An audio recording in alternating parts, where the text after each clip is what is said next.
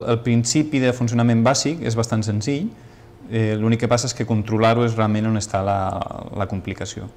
El principi és el següent. Nosaltres tenim aquí un petit dipòsit, en aquest cas és una xiringa, que té un polímer, que és un plàstic, que està dissolt en el dissolvent adequat. En aquest cas és aigua, perquè és polialcohol vinílic. Llavors, aquest polímer nosaltres l'injectem a través d'aquest tub d'aquí, amb un cabal molt petit i molt ben controlat, fins que arribem a aquesta agulla d'aquí metàl·lica. Llavors, aquesta agulla està connectada a una font d'alta tensió, que pot anar entre 10 i 40.000 volts.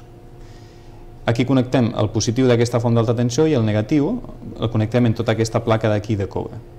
Llavors, quan nosaltres connectem l'alta tensió, el polímer que estem injectant a través d'aquest tubo i que està gotejant per aquí, el camp electrostàtic que es genera entre l'agulla i aquesta placa el que fa és tibar d'aquest polímer.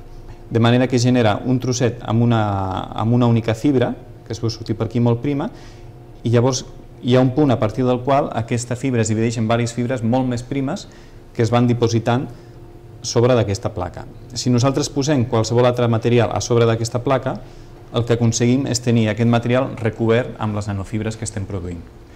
Llavors, per controlar tot aquest procés, tenim tot un control electrònic que està en aquesta caixa del costat i tot això alhora es controla de manera externa mitjançant un ordinador.